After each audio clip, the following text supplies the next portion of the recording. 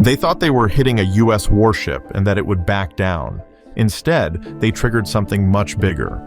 The Pentagon would later confirm that 30 targets had been struck in Yemen, making it the largest US military operation in the Middle East since Trump returned to the White House. But at the time, no one knew just how far this would go. Recently, following weeks of rising tension in the Red Sea, former President Donald Trump, back in office for a second term, issued a forceful message through his Truth social account. The Houthis had just launched multiple missile and drone attacks against US Navy ships operating in the region. Trump's response was immediate. Iran is behind this. The Houthis will no longer be tolerated. There will be no warnings, only consequences. Shortly after, he authorized Operation Ruff Rider, a large-scale retaliatory campaign involving airstrikes, naval force projection, and real-time intelligence targeting. It would become the most significant U.S. military campaign in the region since the start of Houthi aggression. As Houthi attacks continued, U.S. forces escalated. The Pentagon confirmed that the United States struck 30 different targets across Yemen, including missile storage sites, drone facilities, radar systems, and command centers. This was officially described as the largest U.S. military operation in the Middle East since President Trump returned to the White House. FA-18, Super Hornets launched from the USS Harry S. Truman, conducted precise airstrikes on Houthi-controlled launch sites. EA-18G Growlers suppressed enemy radar. MQ-9 Reapers scanned the area, marking targets in real time. Each strike was calculated. Warehouses, bunkers, radar towers, and command posts were all destroyed shortly after attempted attacks on U.S. ships. The goal wasn't just retaliation. It was to deny the Houthis any chance to launch again. Trump made it clear this was not going to be a defensive campaign. This was a strategy of dominance. Additional reports confirmed that at least one B-2 Spirit bomber was deployed to Diego Garcia, reinforcing long-range strike capability in the region. CENTCOM also began using P-8 Poseidon maritime surveillance aircraft to assist in tracking launch activity along the western Yemeni coast. Following Trump's announcement, Houthi forces launched a series of new attacks against commercial and military vessels. Among the targets were American destroyers and warships operating in escort and patrol missions, including the USS Gravely and the USS Mason. The USS Harry S. Truman, a nuclear-powered aircraft carrier, also faced attempted strikes by drones and cruise missiles launched from western Yemen. In one case, U.S. officials confirmed that several drones were intercepted within minutes, and debris from a downed missile was recovered by Navy divers, a clear sign of how close these engagements have come to striking high-value assets. These were not random attacks. They were coordinated and deliberate. The Houthis were aiming to test American defenses and possibly provoke a larger conflict. Destroyers in the region lit up their radar screens as multiple threats approached.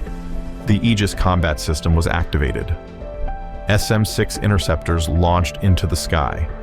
Phalanx CIWS systems roared to life. Drones were shredded mid-air. Missiles were neutralized miles before reaching their targets. The response was clean, fast, and absolute, and that was only phase one. During this period, the U.S. Navy had several high-value warships deployed across the Red Sea and Gulf of Aden, not just to patrol, but to actively respond to threats. These ships were fully combat-ready and had already seen action in previous Houthi engagements. The U.S. Navy has maintained a strong and flexible presence in the Red Sea, with several warships deployed not just for patrols, but as an active line of defense against Houthi attacks. The aircraft carrier USS Harry S. Truman has played a central role, serving as the launch platform for retaliatory strikes and the command hub of the entire operation. Around it, destroyers like the USS Gravely, USS Delbert D. Black, and USS Mason have intercepted drones and cruise missiles using advanced radar and missile systems. The USS Carney gained global attention after shooting down over 40 threats in a single deployment, while the USS Laboon has faced direct drone attacks during tense nighttime operations. All of these ships are part of a coordinated strike group equipped with Aegis combat systems, SM series missiles, and Phalanx CIWS cannons. Their mission is clear: to detect, track, and eliminate any threat before it reaches its target. In these waters, danger can appear at any moment, and these ships are always ready to respond. Together, these warships form a mobile, high-tech combat group. Equipped with the Aegis combat system, SM-2 and SM-6 interceptors, electronic warfare tools, and the Phalanx CIWS, they are capable of engaging multiple threats simultaneously and neutralizing them before they pose a real danger.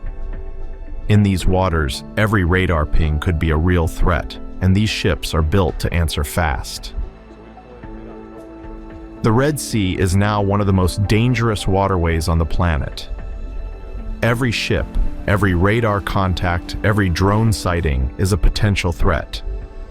The Houthis claim they're defending their region, but with every attack they launch on US vessels, they inch closer to provoking a wider war, one that could pull in Iran directly.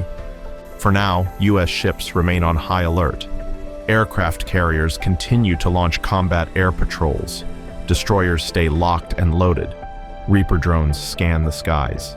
And surveillance aircraft are mapping every square mile of airspace from Djibouti to the Yemeni coast. And Operation Ruff Rider isn't over. If the Houthis thought they could hit US ships and walk away, they were wrong. Very wrong.